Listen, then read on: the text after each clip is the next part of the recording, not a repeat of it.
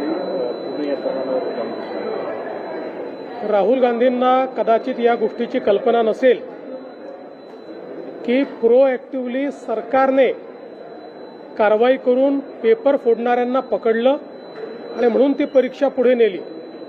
Paper फुटल्यानंतर नाही, त्याच्या आधी ही कारवाई महाराष्ट्र सरकारने आमच्या पोलिसांनी केलेली आहे आणि निश्चितपणे पुढची परीक्षा योग्य पद्धतीनं व्हावी याचं नियोजन चाललं आहे।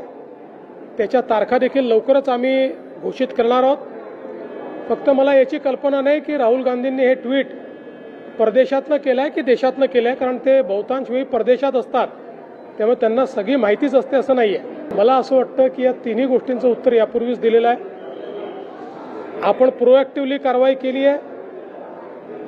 ज्यांना पकडलं आहे ते तर आंतरराज्यीय गुन्हेगार निघालेले आहेत, इतरही राज्यांमध्ये त्यांनी कारवाई केलेली आहे। त्यामुळे ही जी कारवाई आपण केली यामुळे अनेक राज्यातली पेपरफूट वाचवण्याचं काम आपल्या सरकारने केलं आहे।